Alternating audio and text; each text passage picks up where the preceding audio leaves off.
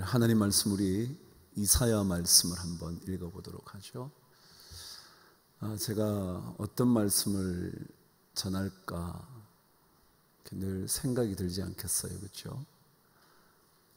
그런데 날마다 제가 여러분과 함께 말씀으로 만나는 아침의 묵상 이야기를 오늘 이 아침에도 하면 좋겠다. 그래서 제가 오늘 이사야 말씀 읽습니다.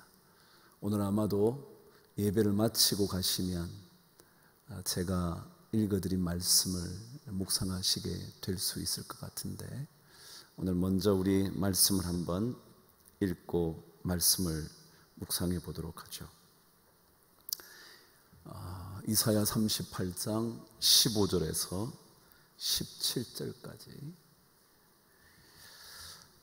이사야서의 독특한 것 하나는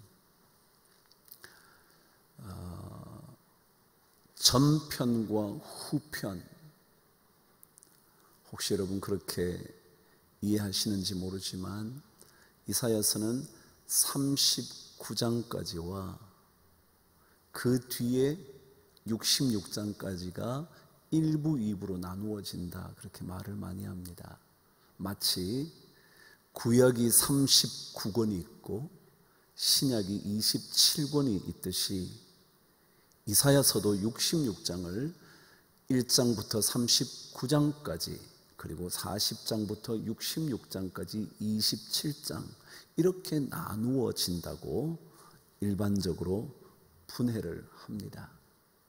그러니까 하나님의 말씀을 크게 나눈다면 39장까지의 이사야서의 말씀과 40장 이후의 말씀으로 나눈다고 보죠. 근데 그 두 나눔 중에 36장부터 39장까지가 독특하게 히스기야 왕에 대하여 강조해 놓은 것입니다. 그래서 좀 독특하다고 보죠. 왜 하필이면 히스기야 왕 이야기를 크게 대별되는 두 중간에 끼워놨을까? 중요하다는 얘기겠죠. 그래서 오늘 히스기야 왕의 이야기를 조금 여러분과 묵상하면서 6월을 살아갈 하나님의 말씀의 능력을 기대할 수 있게 되기를 바랍니다. 저와 함께 15절부터 17절까지 한 목소리로 말씀을 읽겠습니다. 시작.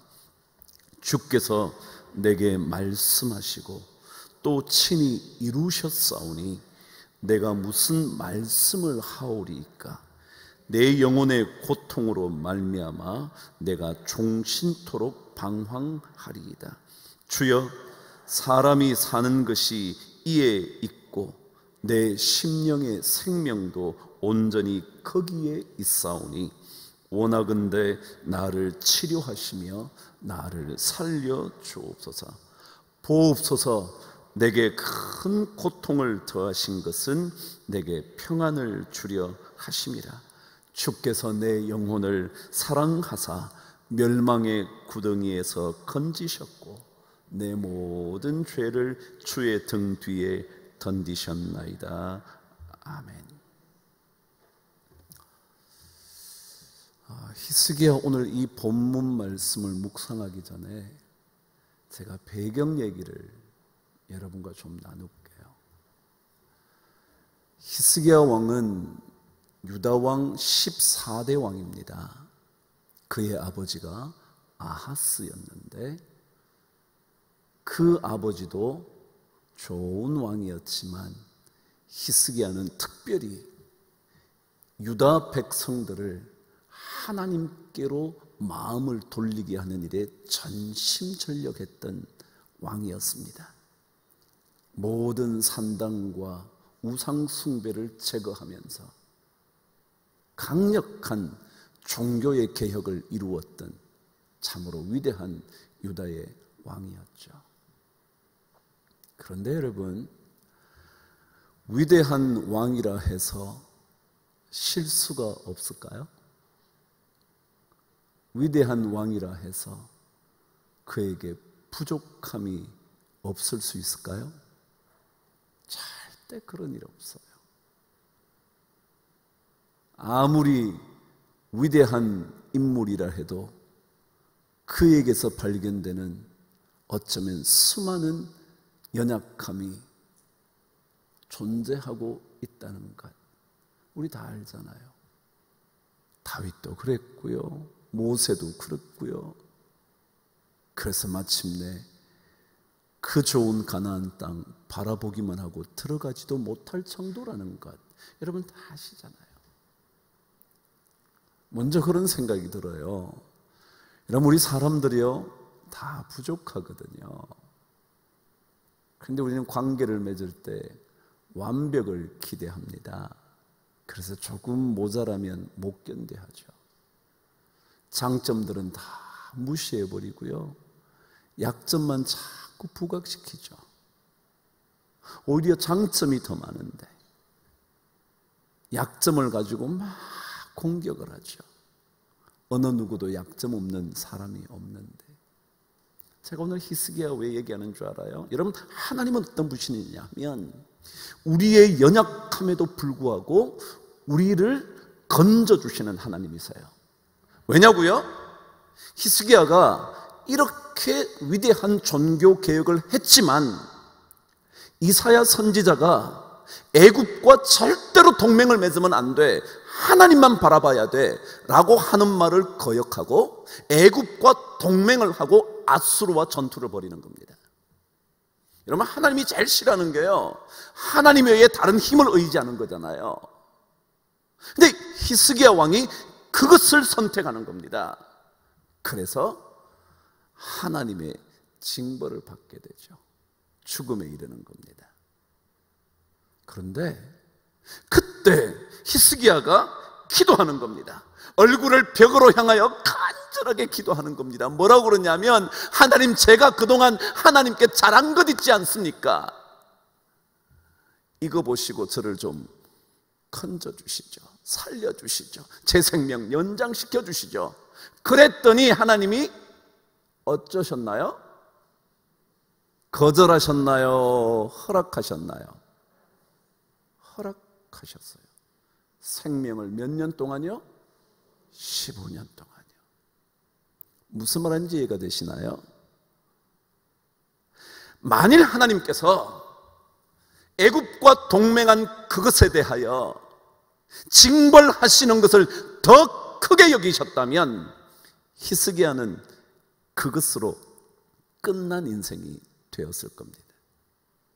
그런데 하나님은 히스기야의 부족함에도 불구하고 그의 잘했다고 얘기하는 그 얘기를 들으시고 하나님이 생명을 연장시켜 주니, 그게 은혜라는 거예요. 잘못한 것 다 지적하면 히스기야는 살아남을 수가 없어요. 그런데 하나님은 은혜의 하나님이거든요.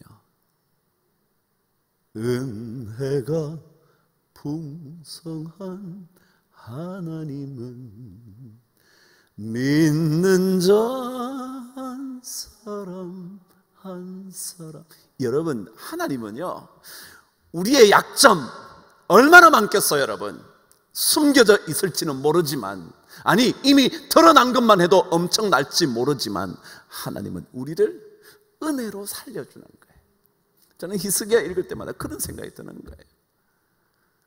애굽과 동맹을 그렇게, 그래서 끊임없이 그래요. 애굽을 도움을 청하지 말라고, 애굽이 너의 구원자가 될 거라고 생각지 말라고. 그런데 히스기야는 위험하다고 생각되니까, 아수르의 공격을 막아내지 못할 것 같으니까 애굽과 손을 잡고 어떻게 해서라도 견뎌보려 했던 잘못된 선택에 대하여 만일 하나님께서 그 점을 공략하셨다면 히스기야는 못 살아남아요. 근데 하나님은 은혜가 많으신 분이거든요. 그래서 우리가 은혜로 산다, 그 말을 우리는 진짜 삶 속에서 자꾸 이루어가야 돼요. 그게 필요한 거예요. 그 이야기가 지금 배경입니다. 그래서 기도를 했더니 하나님이 살려주신 거예요. 살려주신 다음에 오늘 9절 말씀 여러분 읽지 않으셨지만 38장 9절은 유다왕 히스기야가 병들었다가 그의 병이 나은 때에 기록한 글이 이러하니라. 그게 오늘 본문입니다. 그러니까 살리심을 받은 다음에 그의 고백이었죠. 먼저는요, 오늘 이 말씀 묵상하면서 제가 서론 하나 얘기했죠. 또 하나가 이렇습니다. 여러분, 우리의 삶을 무엇이 보장해 줄 수 있을까요? 무엇이 여러분과 저의 인생을 지켜줄 수 있을까요? 뭘 것 같으세요, 여러분? 여러분, 저는 오늘 말씀을 읽다가 히스기야가 왕입니다. 왕이지만 자신의 몸을 지킬 수 없습니다. 왕이라 할지라도 자신에게 다가온 문제를 해결할 수 없습니다. 삶의 지위가 나를 보장해주지 못합니다. 돈이 많다고 내 인생을 잘 지켜낼 수 있을 것이라고 착각하면 안 되는 이유입니다. 아니, 건강을 잘 살핀다고 건강이 보장되지 않는다고 제가 말씀드리지 않습니까? 그렇다 해서 건강 책임지시지 말라는 것도 아니고, 그렇다 해서 여러분이 돈을 벌지 마시라는 것도 아니지만, 그럼에도 불구하고 이 모든 일들을 보면 내 삶에 있는 것이 나를 절대로 책임져 주지 않는다는 거예요. 그러면 누가 책임질까요? 그래, 우린 정답을 알면서도 그거 잘 못하잖아요. 세상에 제일 가는 금보다 예수님 사랑해야 되는 정답을 알면서도 잘 못하잖아요. 또 이 아침에 우리는 말씀을 통해서 다시 한번 확인해 보는 거죠. 오늘 16절 저와 함께 말씀을 읽어 보실까요? 시작. 주여, 사람이 사는 것이 이에 있고 내 심령의 생명도 온전히 거기에 있사오니 원하건대 나를 치료하시며 나를 살려 주옵소서. 그랬어요.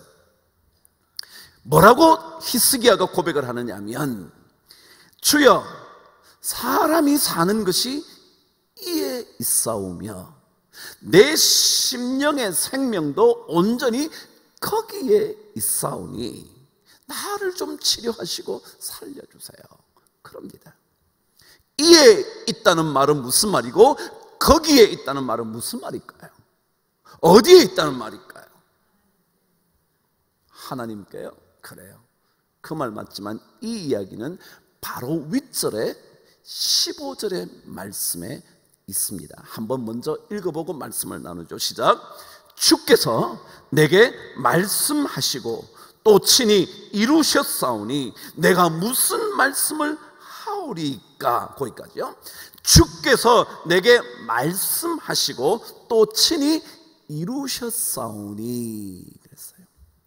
이에 있다, 거기에 있다는 말은 뭐냐? 무슨 말이냐면 하나님이 하신 말씀에 있다, 그런 뜻입니다.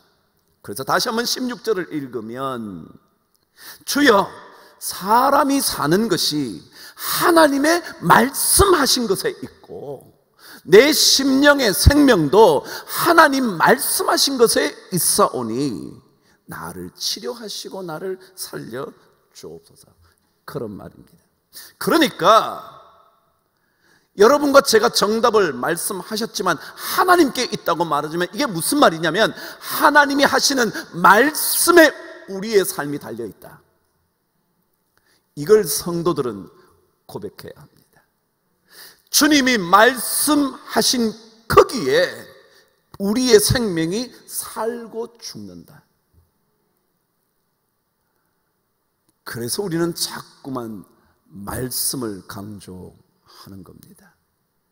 오늘 여러분 집으로 되돌아가셔서 저희 오늘 아침 말씀을 묵상하시면 제가 신앙인에게 늘 듣는 이야기, 말씀과 기도라는 얘기를 여러분 듣게 되실 겁니다. 말씀이요. 근데 하나님은 어떤 분이시냐 하면 말씀하신 것을 그대로 이루시는 분이시다. 하나님은 말씀하신 것을 그대로 이루시는 분.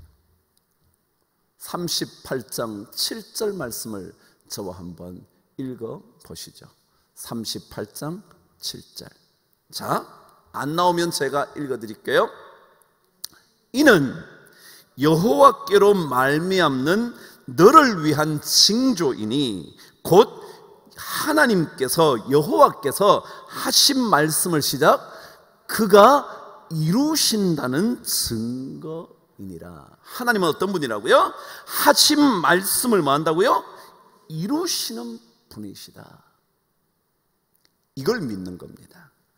하나님께서 하신 말씀, 여러분과 저에게 하시는 말씀, 말씀을 통하여 우리에게 들려주시는 그 음성이 그대로 이루어진다는 것, 거기에 우리의 인생이 달려져 있는 거지 다른 데 달려져 있지 않다. 돈이 좀 많으면 편안한 인생이 될 것 같지만 그런 것이 절대 아니라 하나님의 말씀하신 그것에 따라 살 때마다 우리 생명이 평안을 누리게 된다. 그런 얘기입니다. 성경은 자주 말합니다. 하나님께서 말씀하시고 하나님께서 생각하시고 하나님께서 경영하시고 그것들을 다 이루시는 분이 하나님이라는 것. 이사야 14장 24절은 여러분 집에 가셔서 꼭 기억하세요. 1424니까 어렵지 않잖아요, 그렇죠?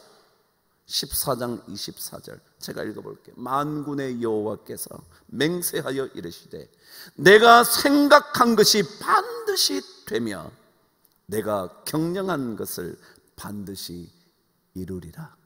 이게 하나님 말씀이거든요. 그래서 잠언 말씀에 의하면 말씀을 멸시하는 자는 자기 스스로에게 패망을 이루게 된다는 거예요. 잠언 13장 13절 말씀 또 집에 가서 읽으세요. 제가 오늘 쉬운 말씀 알려드릴 테니까. 14장 몇 절이요? 24절이요. 잠언 몇 장 몇 절이요? 13장 13절이요. 말씀을 멸시하면 자기 스스로에게 패망을 몰고 오지만 계명을 두려워하는 그 사람에게는 하나님께서 상급을 주실 거다. 그러니까 하나님은요, 이 말씀이라는 것, 다른 것을 믿는 것이 아니라, 세상의 지위를 믿는 것이 아니라, 애굽을 믿는 것이 아니라, 그 어떠한 것을 믿는 것이 아니라 하나님 그분을 믿는 거예요. 제가 자주 그러잖아요.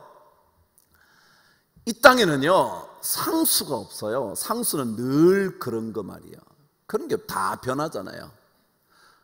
다 변하지 않나요? 이런 찬송 불러보시지 않으셨나요? 이 세상의 친구들, 그 다음 뭔데요? 친구인데 그 다음 가사가 어떻게 된다고요? 나를 버려도 그러나 주님은 아니거든요. 그 찬송 안 부르면 이 몸의 소망 무언가 뭐라고요? 우리 주 예수뿐일세. 그 가사에 뭐라요? 세상에 믿던 모든 것 끊어질 그 날이 있다는 거예요. 그러니까 세상에 믿던 거요, 믿을 만한 거요, 상수요 없다는 거예요. 다 변수라는 거예요. 변수. 순식간에 바뀌어지는 거라는 거예요. 근데 하나님의 말씀은 그렇지 않다는 거예요. 하나님의 말씀, 내가 사는 것, 내 인생이 유지되는 것, 내 심령의 생명이 살아있게 되는 것, 그거 전부 다 하나님의 말씀에 달려있다는 거예요. 그분에게 달려있다는 거예요. 근데 우리는 자꾸만 다른 것을 의지하려고 그러잖아요. 하나님 그분에게 매달려야 되는데. 온통 세상은 변수밖에 없는데 우리는 변하는 그것들을 향하여 늘 애정을 고백하는 겁니다.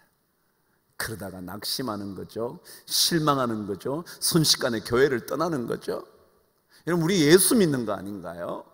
다른 거 믿고 사나요? 교회의 시스템을 믿고 사나요? 목사를 보고 사나요? 아니요, 여러분. 혹시라도 목사를 보신다면 목사를 통하여 보여지는 하나님 보는 거 아닌가요? 제가 그때 처음에 뭐라 그랬어요? 아무리 탁월한 사람이어도 뭐가 있다고요? 연약함이 있다고요. 우린 그거 안 봐요. 하나님이 그런 분이거든요. 제 부족함에도 불구하고, 저의 연약함에도 불구하고, 저의 죄악에도 불구하고 십자가의 보혈로 우리를 씻어주시는 그분, 우리 그분의 은혜로 사는 거지. 그것 바라보고 사는 거지. 그래서 믿음의 주인이시고 우리의 믿음을 온전케 하시는 누구를 바라보는 거예요? 예수를 바라보는 거잖아요. 다른 거 바라보면 안 되잖아요. 우리는 교회에서 자꾸 그런 거 바라봐요. 그러고는 실망하고요. 어디 간들 실망 안 하겠습니까, 여러분? 어느 가정인들 실망하지 않을 일들만 있는 가정이 어디 있나요? 어디 세상에 그런 데가 있냐고요. 근데 우리는 자꾸 그렇게 생각해요. 여러분, 하나님의 말씀, 하나님 그분을 바라보는 거예요. 다윗과 사울의 이야기를 읽으면 그렇습니다. 사무엘상 24장에 가면 다윗이 사울을 피하여 도망 다니던 기록들이 남겨져 있습니다. 엔게디 광야에 그가 도망을 다니다가 마침내 한 굴에 숨어들었던 것 기억하시지 않습니까?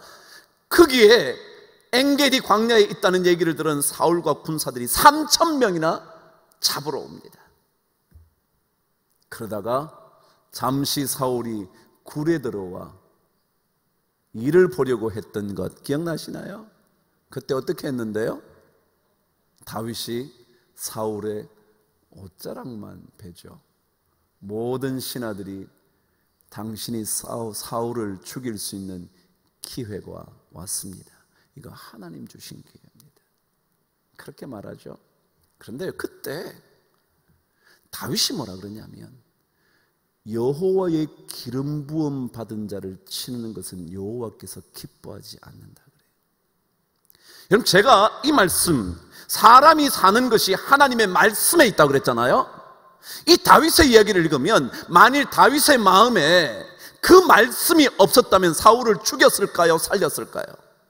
죽이죠. 뭐 이런 기회가 어디 있어요? 사울만 죽이면 이제 자기는 완벽한 왕이 되는데 그런 기회가 어디 있냐고요. 근데 다윗의 마음에 하나님의 말씀이 담겨져 있으니까 그럴 수 없는 거예요. 그렇게 보면 사울의 생명은 어디에 달려 있었나요? 다윗이 살려줬어요? 아니요. 다윗의 마음속에 있는 뭐 때문에요? 하나님 말씀 때문에. 오늘 그랬잖아요. 주여, 사람이 사는 것이 하나님의 말씀에 있습니다. 그 말이에요, 여러분. 하나님의 말씀은 그냥 적혀져 있지 않거든요.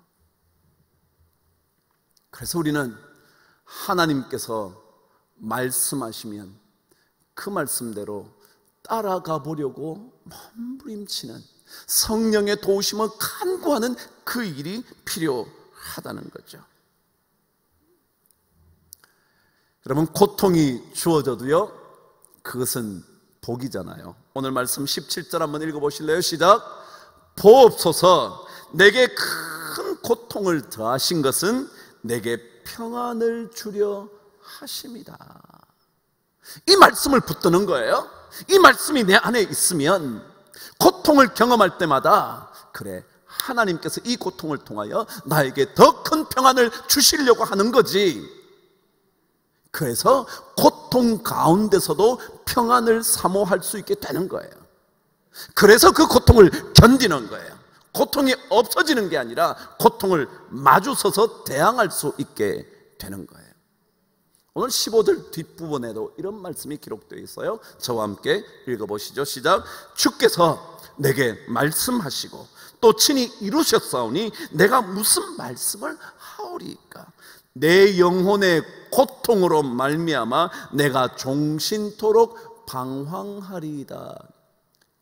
이때 방황한다는 뜻이 뭐냐 하면요, 잘못 번역이라고 그래야 되기는 좀 어색하지만 이 단어의 원래 뜻은 조심스럽게 행한다, 그런 뜻이에요.